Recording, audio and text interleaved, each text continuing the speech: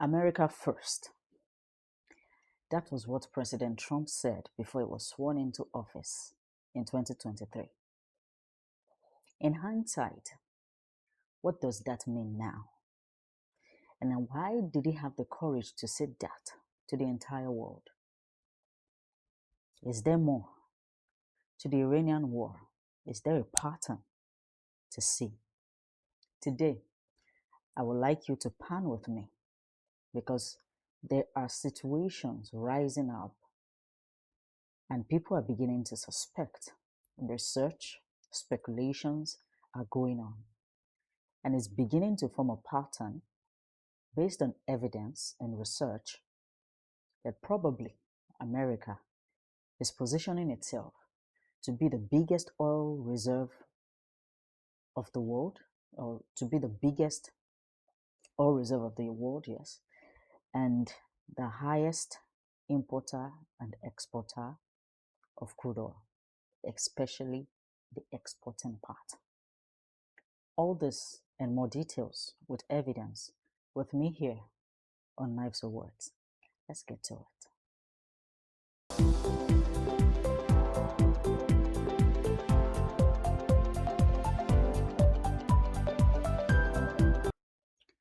Okay, so speculations are coming up, and everybody is being gotten off the hook that the Iranian war was about nuclear weapons and whatnot and whatnot. And people are beginning to speculate that yes, it is about oil. But the question remained over the past few weeks and months, what about oil? All right. And so the speculations are rising. Is it possible that America is trying to position itself to be the biggest oil reserve of the world, the largest oil reserve of the world, as well as the largest exporter of oil in the world, thereby controlling the price of oil? Let's not forget that the the crude oil is traded in dollars. Okay, so it begs the question, if America produces 13 barrels of oil per day, yes, if America is not even the largest oil producing country of the world right now. But the problem is it cannot refine its own oil simply because the refineries, the American refineries, were built long ago, and they were built to refine the heavy crude oil. But right now, America, I think since 1921, have stumbled on oil in their own land. The Permian Basin, if I'm correct, the Midland, Texas, Dallas, and so on and so forth. I think they have recognizably two oil generating areas, regions in the country. So, if it produces 13 barrels per day, its refinery can only produce heavy oil. It means that it needs to export its oil to the remaining part of the world and refine the heavy oil and also export it after the finished product. But in order for cost efficiency, the speculation now is that America is trying to sell its oil to the world. During the Russia-Ukraine war, America began to drain its strategic oil reserve. Why? So as to punish Russia as a member of, so as to punish Russia because America is part of NATO, as we all know. And it drained its own strategic oil reserve to sell oil cheap to other parts of the country, thereby distorting Russia oil trade around the world, along with other sanctions that it placed on Russia then. And so the distortion began with Russia. And then America moved to Venezuela under President Trump. Venezuela is known to be one of the largest oil reserve countries in the world. And now, private American oil companies are drilling in Venezuela. Okay? And in turn, they pay taxes to America. Also, the Strait of Hormuz has been attacked. And it is not so much about getting the oil, it is so much about distorting oil market for Iran as well.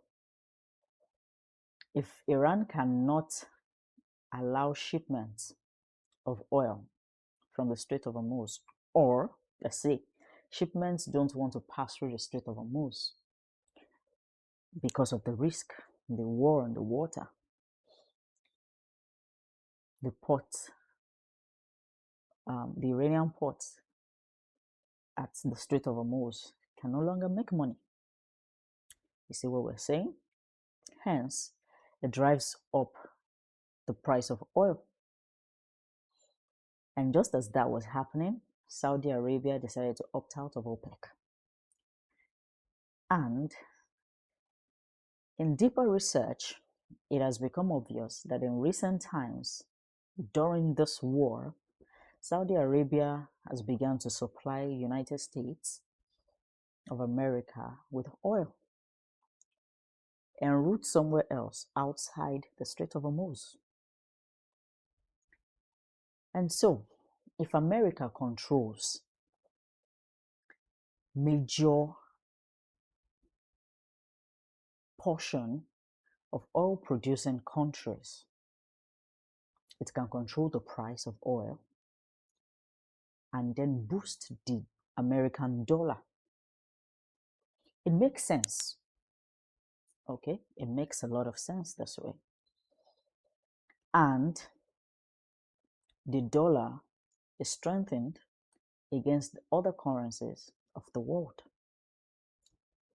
And now that brings me to Nigeria, our home. In recent times, research gathered also revealed that Nigeria has been exporting more from the United States of America in recent times under President Tinubu. And the total shipments by Dangote has been from the United States of America. Of the 100% of shipments that gets to Dangote refinery, 60% of its oil shipments comes from the United States of America. And in recent times, we all know and we've all been expecting the Dangote refinery IPO to launch. And it categorically stated that the people will be paid in dollars. So, my people, all road leads to one place. The dollar is going to appreciate over time. If everything works according to President Trump's plan, or at least his administration's plan. For us Nigerians, in a short view or in one would think about the immediate gains. Yes, dollar, we earning in dollar from the IPO against the Naira. It's good, it's beneficial for us.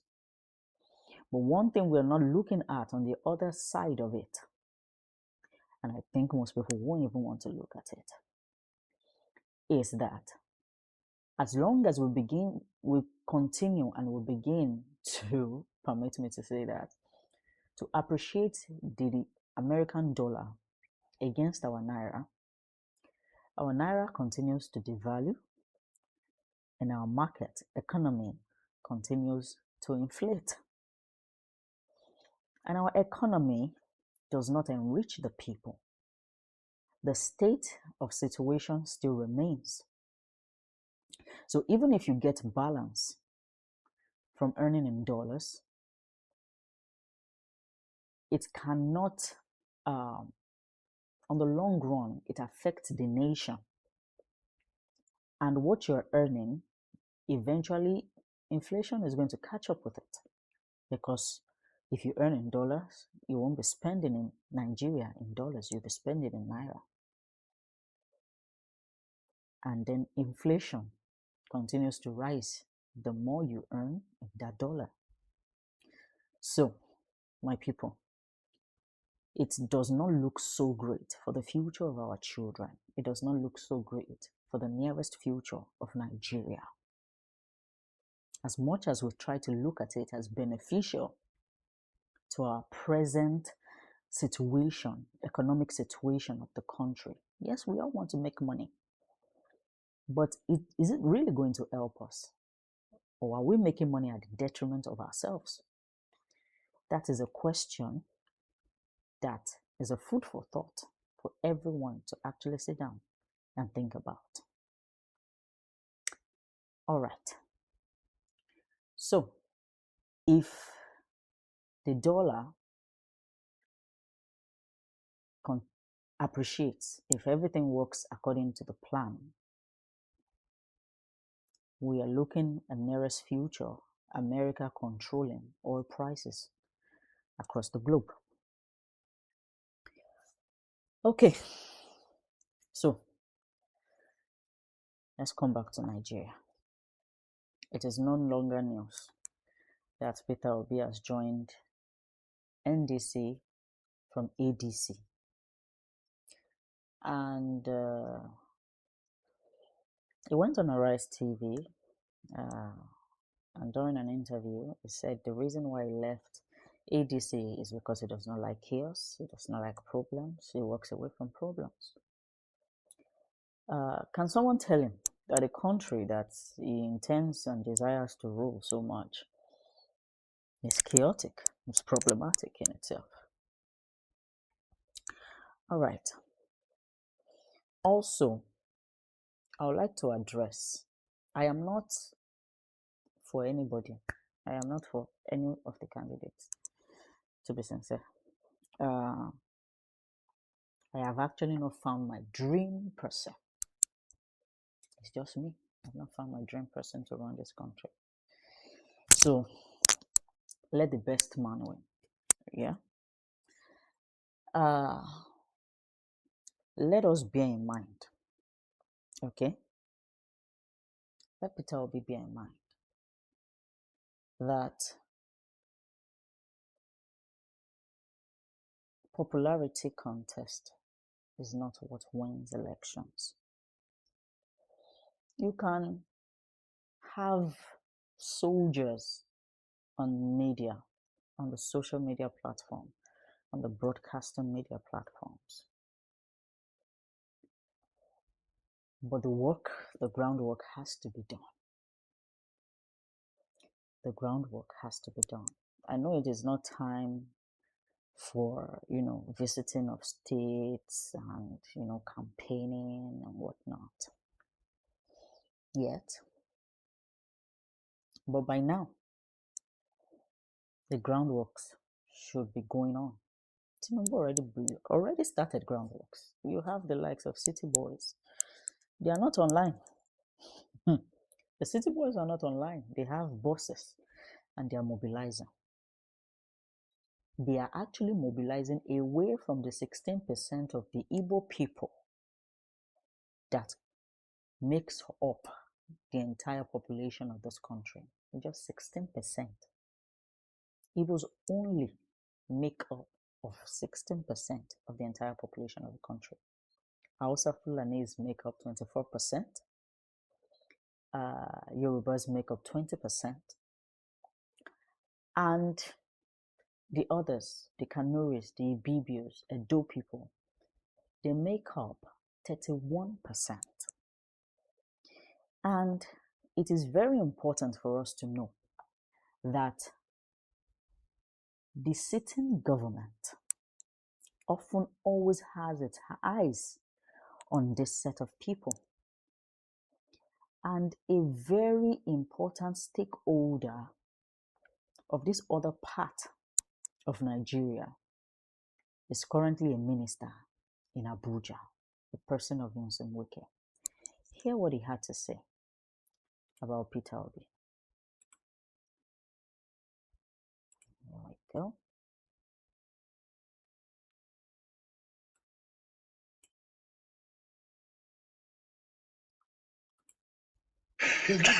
Now let me tell you what I don't like this school. Obi was an Abga. He couldn't build Abga. Crisis. What is called leadership? Leadership is for you to stand up to challenges and see how you settle those crises. He left Abga. He came to PDP. He ran away PDP. So there's one man in PDP who's dominating everything. He went to Labour. Labour had crisis. You couldn't also use your leadership skill, your leadership prowess to put Labour together. You ran away again from Labour. You went to ADC. Now ADC had problem. Oh, I don't know what's happening there. You ran away from ADC again. You are now in NDC. All you are looking for, food is ready. Food is ready. Mama put, food is ready. Anywhere, who will stabilize if you cannot stay and stabilize? Why the people are called not run away from PDP? When all the giants with the huge allocation of money they have, who stood firm, who said we will leave. But when allegedly they go.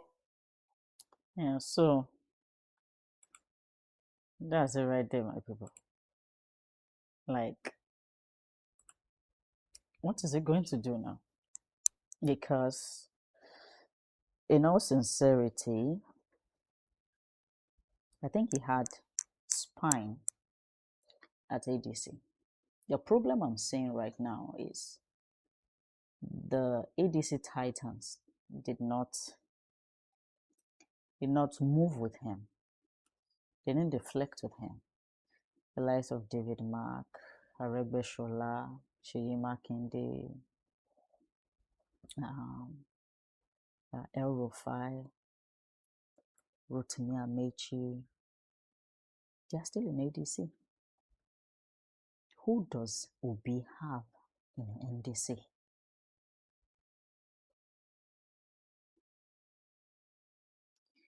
Someone needs to tell him how to play politics. And someone needs to tell him election is more important than popularity. Popularity, yes, but it's the tip of the iceberg. You have to be strategic, as the Englishman would say. And you have to be very efficient with your moves. You can't just move anyhow. And I'm not talking about the deflection. I'm talking about his plans, with his support, with the system that he wants to campaign with. The election is Obi's to lose. It is his own to lose. And the NDC step, I don't really think. I think it's a wrong step politically, because he has moved so much in the past 8 years, so much between parties, that his integrity after this particular period, if he does not win, his integrity amongst political parties will begin to wane. People will just feel like he's going to where, things are easy for him to run and whatnot. Parties, most importantly, need loyalty. You need to stand by parties to work things out. Create leverage for yourself. It's not that hard. The people that you're in a party with, they are greedy. I don't want to say equally greedy because I've not been ruled by it yet. But they are greedy enough to see what you have on the table for them. But you must be willing to play the game. It is not a simple game. Okay. So, like I said, the election is for him to lose. He already has the popularity. He just needs to know how to play the groundworks at this point. All right, to the editor's note.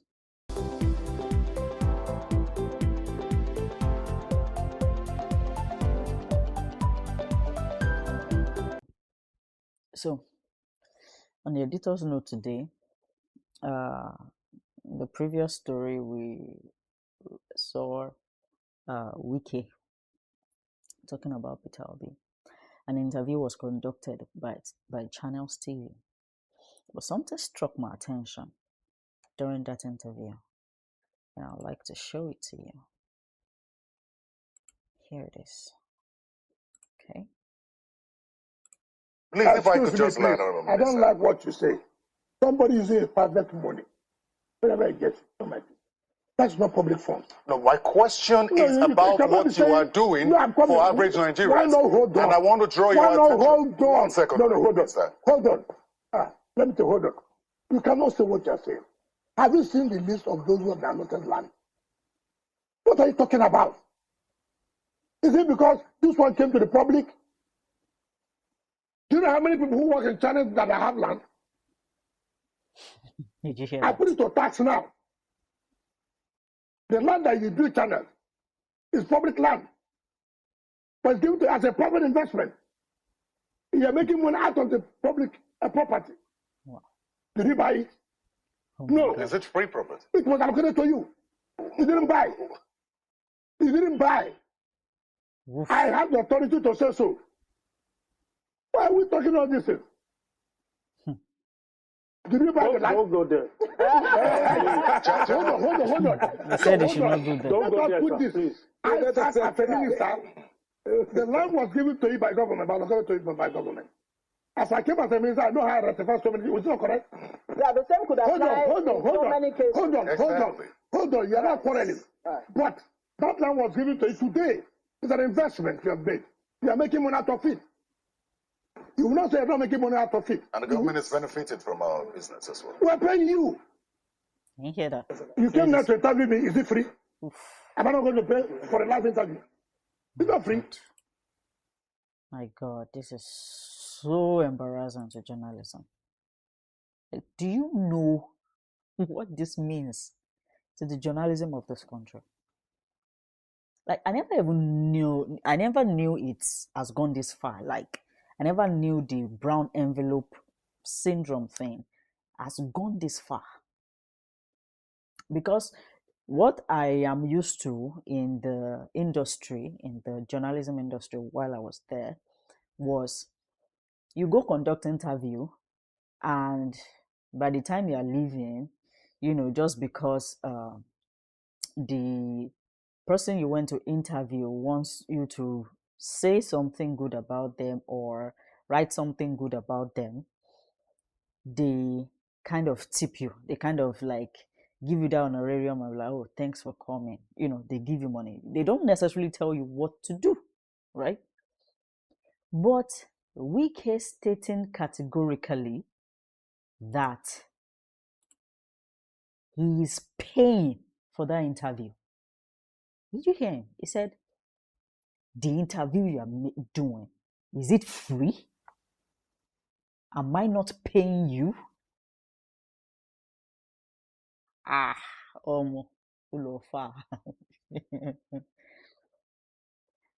That aside, the very first accusation he laid against Channels TV was that the land that they built their property was government land and it was given to them and they did not buy it. He spelled it out to them. And one of the crew was saying, "Sir, don't go there." This Nigeria. My people, when you digest channels news, and you digest that, and you digest this, and you digest that, of all this broadcast media, just know they are getting something from it. The news is not free, and neither is the content pure. Ladies and gentlemen, this is Knives or Words, which means as I look into it, research it, dive deep into topics, is for you all to be well informed and have the proper information, proper content, proper ingredient of what to churn your mind on. This channel basically is to tell the truth, open your eyes, including myself. It open our eyes. As I research, my eyes are being opened to deeper things of the world that we live in. Open our eyes and be aware of everything around us, the economy, the politics, the propagandas, the antics, everything, so we can be well positioned for now and for tomorrow. If this content is of any value to you, please like, share, and subscribe. Share with your loved ones. Don't keep it to yourself. And let everybody wake up to things and happenings around us. Thank you once again for joining me onto this show. Until next time, bye for now.